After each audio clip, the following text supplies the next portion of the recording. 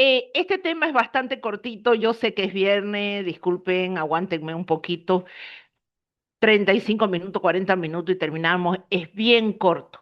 Solamente vamos a hablar los puntos más sobresalientes, lo básico que ustedes necesitan manejar con respecto a una biomolécula que no deja de ser importante.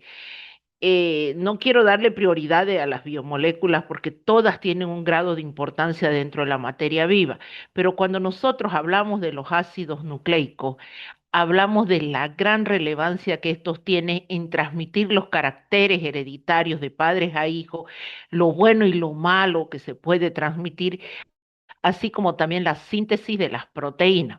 Entonces, ¿qué son los ácidos nucleicos? Si lo catalogamos como biomoléculas, son biomoléculas orgánicas nitrogenadas. Nitrogenadas porque contienen como parte de su estructura las bases nitrogenadas.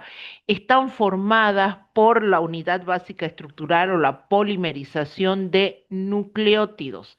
Nucleótidos. Es decir, ¿cuáles son los ácidos nucleicos? Lo que ustedes han estudiado en colegio, ADN, ARN. ADN no son siglas políticas, es el ácido desoxirribonucleico y ARN, ácido ribonucleico. ¿Cuál es entonces la unidad básica estructural o de qué están conformados bioquímicamente los ácidos nucleicos? De nucleótidos. Muy bien. Los nucleótidos o los ácidos, perdón, los ácidos nucleicos dicen que fueron aislados una primera vez en el núcleo, de ahí en el nombre. Sin embargo, hoy en día sabemos que podemos encontrarlo sueltos en las estructuras más pequeñas como virus, etcétera. Entonces, estos ácidos nucleicos han sido originados a partir de bioelementos primarios, carbono, hidrógeno, oxígeno, nitrógeno, pero también tienen grupo fosfórico. ¿Cuáles son las funciones de los ácidos nucleicos? Y aquí hay que claramente identificar que hemos ido hablando de las funciones de cada una de las biomoléculas, hidrato de carbono, lípidos y ahora ácidos nucleicos. Habíamos dicho que una de las grandes características o funciones, perdón, de los ácidos nucleicos es permitir la transmisión o son responsables de la transmisión de padres a hijos de la información genética o características hereditarias que se pueden dar buenas y malas. Tienen un papel fundamental en lo que es la síntesis de proteínas, entendiéndose obviamente con el respectivo movilización de aminoácidos y su ensamblaje en el ARN ribonucleico. La individualidad, dice, de cada ser es determinada por la información contenida en sus ácidos nucleicos. De ahí el hecho que se habla tanto de las pruebas de paternidad, una prueba de paternidad que de alguna manera me compatibiliza esas características hereditarias que pueden existir de un padre a hijo y que me hacen posible de que yo sea el padre o la madre, bueno, con la madre no hay mucha duda, con el padre en un 99,9% o que no sea así con un grado de confiabilidad también de un 99,9%. Los nucleótidos. Entonces, la unidad básica estructural de los ácidos nucleicos son los nucleótidos. Entonces viene la pregunta acá, ¿qué es un nucleótido? Un nucleótido no es más que la unión de tres compuestos, una base nitrogenada, una aldopentosa y un ácido ortofosfórico. Vamos a las bases nitrogenadas. Las bases nitrogenadas son dos, bases púricas y bases pirimídicas. Las bases púricas o las que provienen del anillo de purina, cuya intención es el que les estoy mostrando aquí, no sé si lo ven el puntero, estos anillos de purina justamente se caracterizan por ser dos anillos condensados donde presentan los nitrógenos, por eso se llaman bases nitrogenadas. Nitrógeno en el carbono 1, perdón, en la posición 1, en nitrógeno en la posición 3 en la 7 y en la 9. A diferencia de los anillos de pirimidina o las bases nitrogenadas derivadas de los anillos de pirimidina, que es un solo anillo que presenta justamente un nitrógeno en la posición 1 y un nitrógeno en la posición 3. ¿Cuáles son las bases pirimídicas, las bases nitrogenadas pirimídicas? No nos preocupemos para ustedes el nombre químico, vale decir. Me acordaré que es 2-oxo-4-aminopirimidina, la citosina. Me acordaré que el uracilo es 2,4-dióxido-pirimidina. No, pero sí me acordaré cuáles son las bases pirimídicas. En este caso, la citosina, el uracilo y la timina. ¿Y que por qué me está mostrando las estructuras? Me las tengo que aprender las estructuras. ¿Será que preguntará en un examen esquematizar a la citosina, esquematizar a la timina, el uracilo? La respuesta es no. Sin embargo, si yo digo que son bases nitrogenadas y que se llaman bases nitrogenadas que derivan del anillo de pirimidina, pues tengo que mostrarlo para que usted identifique por qué son bases nitrogenadas y por qué se dicen que derivan del anillo de pirimidina. Efectivamente, la citosina, miren, es un solo anillo. La timina lo mismo. La única variación entre el uracilo y la timina es que en la posición del carbono 5 hay un grupo metil, ¿ven? Y en este caso, en la posición 4, el grupo amino NH2 viene a sustituir el grupo oxo. Entonces, esa es una manera muy sencilla a través de la cual, por ejemplo, se les enseña a las estudiantes de la carrera de bioquímica a aprenderse las estructuras, porque ellos sí esquematizan estas estructuras, pero valga para ustedes simplemente acordarse que las bases nitrogenadas pirimídicas son citosina, uracilo y timina. Vamos con las bases púricas. Las bases púricas son las más sencillitas. Cuando hablamos de las bases púricas, hablamos de la adenina y la guanina.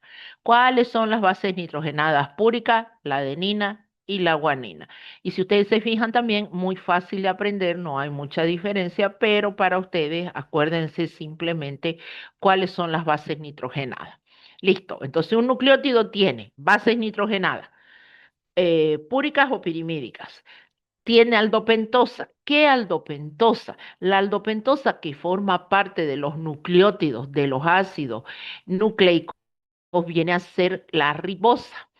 Ahí está la estructura de la ribosa. La ribosa es una aldopentosa. ¿Se acuerdan cuando hablábamos de los hidratos de carbono, los monosacáridos? Y decíamos, los monosacáridos tienen dos familias, los que pertenecen a la familia de las aldosas y los que pertenecen a la familia de la acetosa. Efectivamente, aquí está. Un ácido, el aldopentosa, que forma parte del ADN, es la desoxirribosa. ¿Por qué le dicen desoxirribosa, la estructura que está acá a la derecha? Porque fíjense que aquí se ha perdido el oxígeno, en el carbono 2 se perdió el oxígeno, entonces en este caso es 2-desoxirribosa, pero la ribosa que forma parte de la estructura del ARN es solo ribosa o la aldopentosa es solo ribosa. Entonces, ¿cuál es la aldopentosa del ADN? 2-desoxirribosa. ¿Cuál es la aldopentosa del ARN? La ribosa. Esta ribosa y 2-desoxirribosa tienen la gran particularidad que se unen al nitrógeno 9 de las bases púricas y al nitrógeno 1 de las bases pirimídicas. ¿Mediante qué? Mediante un enlace glicosídico. Entonces veamos. Ahora, un nucleótido es la unión de una aldopentosa con una base nitrogenada púrica o pirimídica y un grupo fosfórico. Pero aparece otro término acá, que es nucleócido. ¿Qué es un nucleócido? Un nucleócido es simplemente la unión de una aldopentosa con una base nitrogenada, púrica o pirímica, pero no tiene grupo fosfórico. Entonces, cuando a mí si me preguntaran, ¿cuál es la unidad básica estructural de un ácido nucleico? Un nucleócido, un nucleótido, un monosacárido, un ácido graso, todos o ninguno. Obviamente que la respuesta es nucleótido. Los nucleócidos no vienen a ser unidades estructurales, son las estructuras primarias a través de los cuales obtengo el nucleótido. Y si usted me dice, bueno, es que no lo capto muy bien, aquí está un cuadrito. Por ejemplo, si yo tengo una base nitrogenada, la adenina, y lo uno a la ribosa, tengo la adenosina. Este es un nucleócido. Pero si a este nucleócido yo le añado un grupo fosfórico, tengo adenosín monofosfato, que se conoce como abreviatura AMP, que ustedes en algún momento lo han estudiado en la parte de fisio, han estudiado cuando se cicla ese AMP cíclico como mensajero. Muy bien. Veamos otro que ustedes conocen. Ah, no aparece acá el T. Pero aquí, la adenina más la desoxirribosa forma la desoxiadenosina. Le añado un grupo fosfórico y forma D-adenosina fosfato. Cada vez que aparezca este D pequeñito, ¿qué me está diciendo? Que el nucleótido forma parte del ADN. Porque ¿qué hemos dicho? Que la aldopentosa que forma, perdón, claro, la aldopentosa que forma parte del ADN es la desoxirribosa. Entonces ahí aparece este D pequeño. Entonces, ¿cuáles son los nucleótidos exclusivos de un ADN? De AMP, de GMP, de TM, etcétera. Y no así los que no tienen el D por delante, que esos son los exclusivos de quién? Del ARN. Entonces, todas estas son estructuras de nucleótidos, pero solamente tienen un ácido fosfórico. ¿Cuántos ácidos fosfóricos puede albergar el nucleótido? Tres. Por ejemplo, el adenosín trifosfato. Si yo a este le agrego otro grupo fosfórico, va a ser adenosín difosfato. Si le agrego un tercero, adenosín trifosfato, o conocido por ustedes como ATP. ¿Y qué es el ATP? Fuente energética primaria de los seres vivos. Muy bien, entonces miremos ejemplos aquí. Todo lo que aparece aquí son ejemplos de nucleótidos. Entonces, tenemos que tener bien en claro la diferencia. Para ustedes, ¿qué es lo básico aquí? Que no confundan pues nucleótido con nucleócido. Que a ustedes se les pregunte, mencione dos ejemplos de nucleótido y su función. Y ustedes digan ADN y ARN. Esos son ácidos nucleicos. Por más que usted se pare de cabeza y me diga, no, pero es que los ácidos nucleicos ADN y ARN tienen nucleótidos. Claro que sí, pero tienen varios nucleótidos. Y a usted se le pide que mencione dos nucleótidos y su función. Entonces, los nucleótidos, a pesar de que forman parte de un ADN, un ARN, por sí solo cumplen funciones. Por ejemplo, adenosín trifosfato, ATP. Guanosin trifosfato, GTP. ¿Qué son estos? Elementos altamente ricos en energía. Si yo quiero una reacción que me libera energía, seguro que me va a liberar generalmente en forma de ATP. O si necesito una reacción que consuma energía, seguro que la voy a consumir así, bajo la forma de ATP. Otro nucleótido que tiene función, el AMP cíclico o adenosín monofosfato cíclico. Este tiene función de mensajero. La nicotidamida de nindinucleótido, tan conocido como NAT con carga, flavin adenindinucleótido conocido como FAT, son nucleótidos que tienen función de coenzimas o ayudadores de la actividad de las enzimas. Entonces pensemos lo siguiente. Si me preguntaran cuáles son los nucleótidos o ejemplos de nucleótidos y sus funciones, aquí tienen algunos: ATP, GTP, AMP, NAT, FAT o una coenzima A. Una coenzima A que es precursora, obviamente que va a ser precursora de lo que es la entrada al ciclo de Krebs. Entonces, importantísimo tener en cuenta que a pesar que los nucleótidos forman parte de los ácidos nucleicos, cumplen funciones por sí solos. Entonces veamos los dos ácidos nucleicos más sobresalientes que hasta ahora son conocidos. El ADN conformado obviamente por la unión de muchos nucleótidos o los nucleótidos se unen entre sí mediante enlace fosfodiéster. Las uniones son de 3 y 5. Si ustedes se fijan, se lo estoy marcando acá con el puntero y aquí está remarcado y dice enlace fosfodiéster y va de 5 a 3. Ve, aquí están las uniones. Cada nucleótido se une a través del grupo fosfórico mediante la posición 3 de la aldopentosa y es a su vez la posición 5, el grupo fosfórico que se encuentra en la posición 5 con el grupo 3 de la otra aldopentosa y así sucesivamente. ¿Qué tipo de unión es esa? Enlace fosfodiéster. Y este otro tipo de unión que está aquí es enlace glicosídico. Dicho de otra manera, los nucleótidos se unen entre sí mediante enlace fosfodiéster y la aldopentosa se une con la base nitrogenada mediante enlace glicosídico. El ADN lo encontramos es en casi todas las células, en la totalidad de los núcleos de las células. Sin embargo, a medida que la ciencia y la tecnología ha crecido y se le ha podido hacer estudios ya de biotecnología o biología molecular, se ha visto que hay pequeñas cantidades de este ADN en mitocondrias y cierto cloroplasto. El ADN es una molécula larga, no es pequeñita. Se habla de que su eje transversal tiene alrededor, ahí dice, de 2 nanómetros, no me voy a pelear con ninguna bibliografía, y por ello dice, la hebra puede cortarse en aquellos procesos en los que se da una separación o se puede dar una purificación. El ADN es una doble hélice, y las hélices son antiparalelas y son enrolladas sobre un mismo eje donde las bases nitrogenadas se enfrentan entre sí y se unen a través de un enlace puente hidrógeno.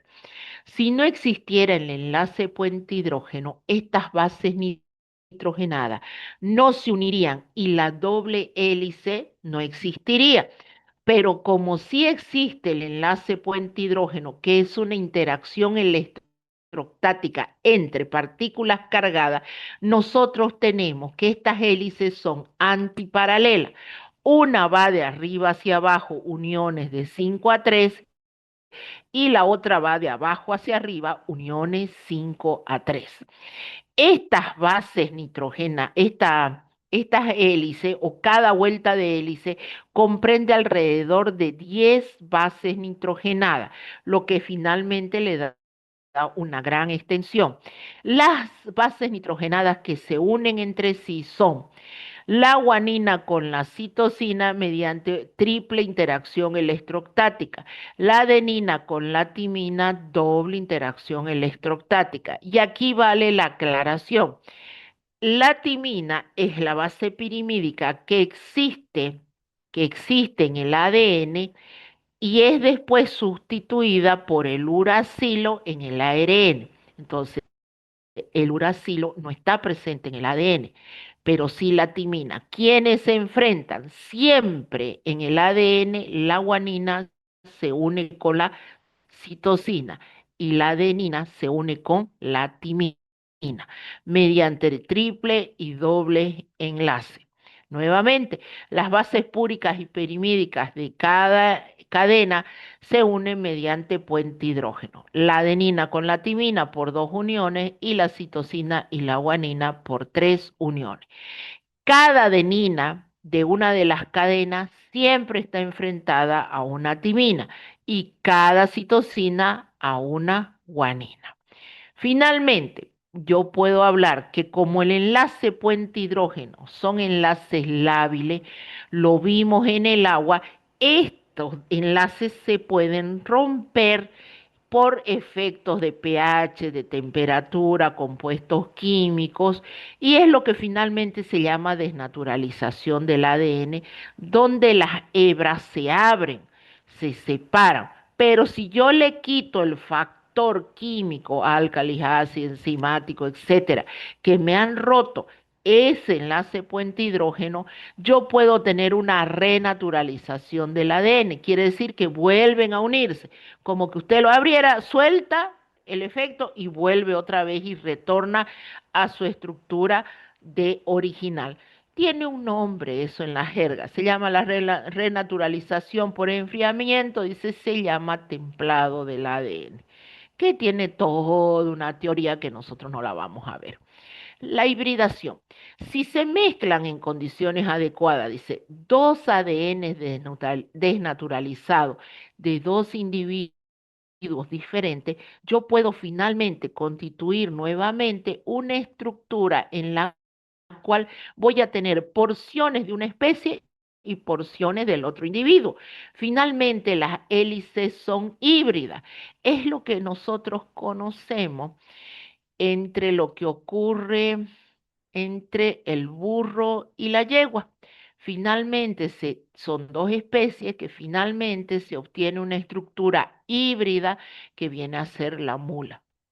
La ciencia ficción ha utilizado esto para hacer, bueno, lo que hoy en día nosotros conocemos como el hombre araña, por ejemplo, donde la película, ustedes han visto, empieza justamente a través de una mordedura, dice, el ADN del ser humano se combina con el ADN de la araña. Obviamente que la ciencia ficción saca las cualidades, las virtudes de cada especie y las potencia a lo máximo, cosa que no es así, porque nosotros sabemos que la mula en muchos casos no se reproduce. Es un híbrido que no tiene ninguna característica sobrenatural o particular como la hace la ciencia ficción. La cromatina. Cuando el ADN de las células, obviamente de nuestras células eucariotas, se encuentra asociado a proteínas, y vamos a ver que las proteínas que se asocian al ADN son proteínas simples, conocidas como histona, se forma lo que finalmente se llaman unas superhélices de ADN que se conocen como nucleosoma. Estos son los nucleosomas, el ADN unido a las histonas. Existen aproximadamente 8 tipos de histonas que se unen al ADN, etcétera. Sin embargo, esto ya se estudia en la parte genética. Nosotros estamos viendo simplemente la parte más sencilla de qué está bioquímicamente conformado estas estructuras conocidas como ácidos nucleicos. Bueno, eso con respecto al ADN. Vamos al ácido ribonucleico. ¿Qué pasa con el ARN? Y vamos a ir viendo las diferencias. El ARN, sin embargo, es una sola hélice, una sola hebra, a diferencia del ADN que eran dos.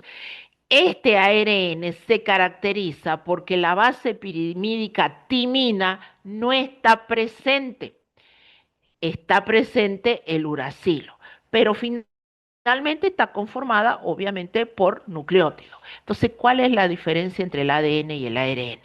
El azúcar, la desoxirribosa en el ADN, en el ARN la ribosa. Las bases nitrogenadas son las mismas, a excepción de timina y uracilo. Entonces, yo tendré que tener en cuenta que no es lo mismo el nucleótido que forma parte de un ADN que el que forma parte de un ARN. Muy bien, el ARN es el responsable de la síntesis de las proteínas en nuestro cuerpo. Se habla que existen 4 tipos de ARN, uno mensajero, ribosómico, el de transferencia y un último que alguna bibliografía no lo menciona, que es el ARN nuclear pequeño. Muy controversial, muy discutido, algunos dicen que no existe, otros le dan otra connotación, pero nosotros tengámoslo ahí que es parte de nuestro ARN. ¿Qué hace el ARN mensajero? El ARN mensajero, si bien dice constituye el 5%, una pequeña cantidad de todos los ARN que se encuentran en el núcleo, es capaz de traducir, de leer el mensaje o el código genético. El código genético, el ADN, lleva el molde para la síntesis de las proteínas.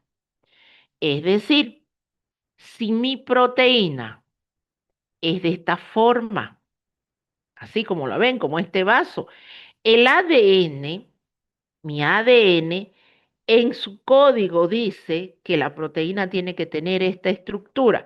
Solo si tiene esta estructura va a poder cumplir su función, suponiendo de esta proteína, de transportar una sustancia líquida, semisólida, etcétera. Porque si está de esta forma, no puede. Entonces, ¿quién me da el molde para que la proteína se sintetice así? Es el ADN.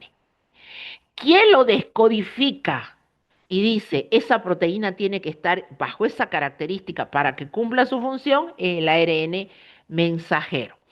El ARN ribosómico es el lugar donde se va a sintetizar las proteínas que ha descodificado el ARN mensajero. El ARN mensajero descodifica y dice, para que se sintetice esta proteína tienen que haber tales y tales aminoácidos en esta posición. Entonces, ¿a dónde se va a sintetizar las proteínas? En el ARN ribosómico. Se dice que el 80% del total de los ARN es ribosómico.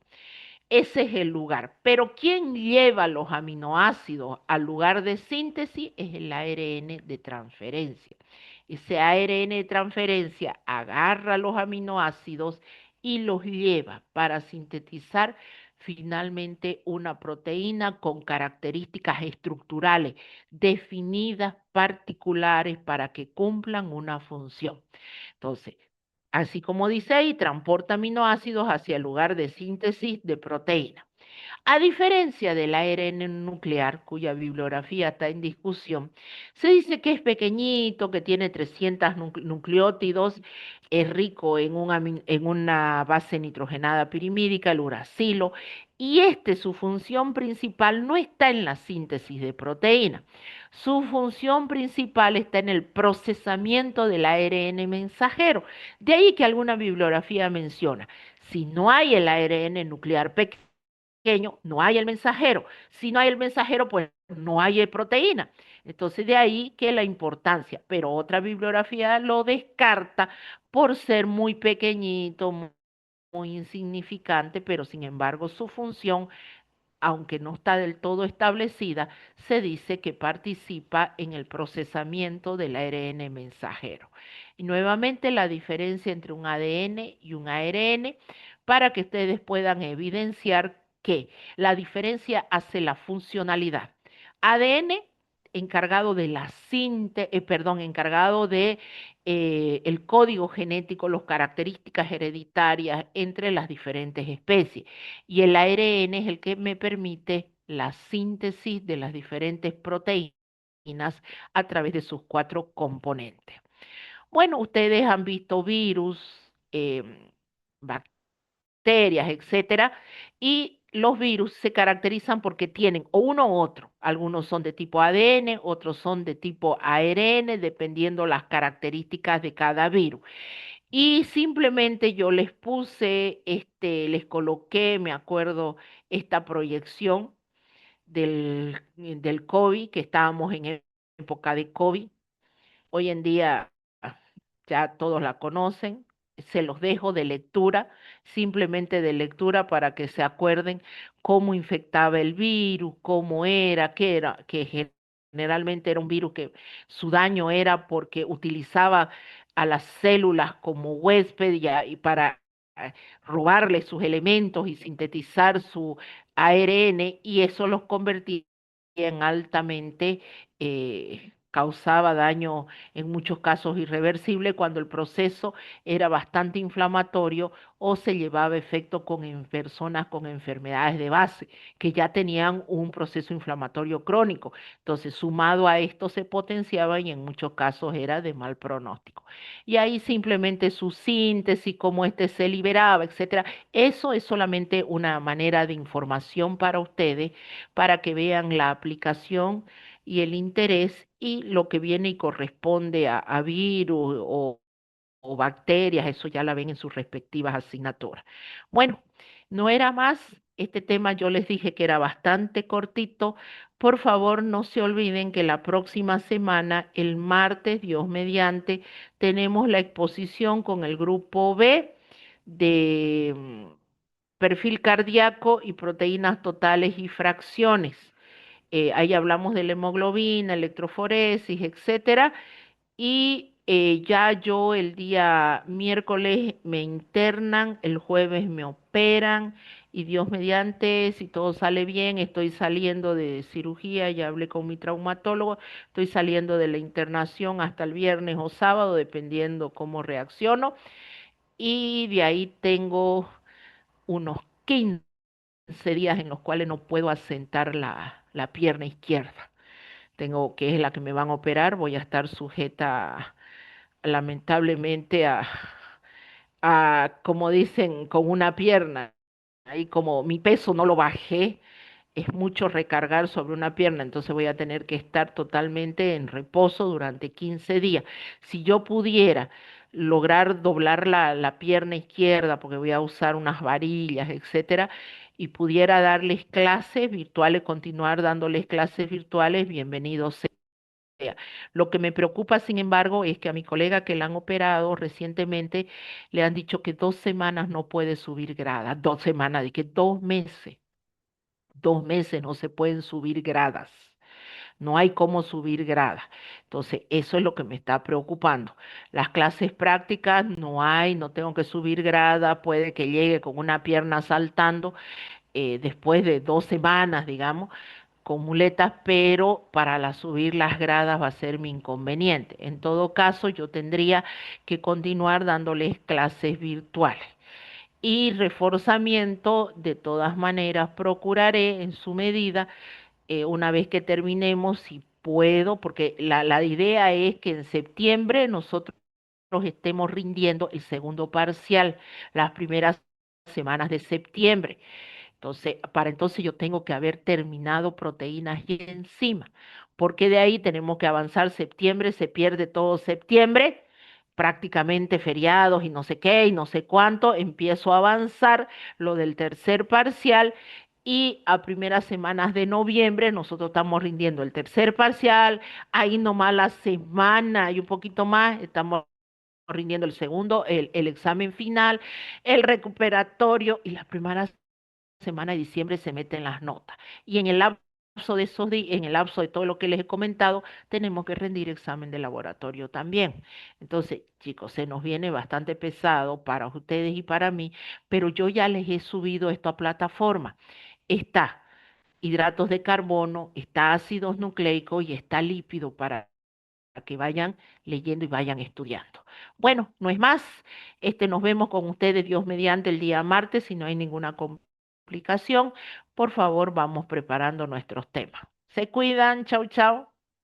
Hasta luego, doctora. Chao, Hola, hasta doctora. luego. Se cuidan. Vayan a hacer viernes.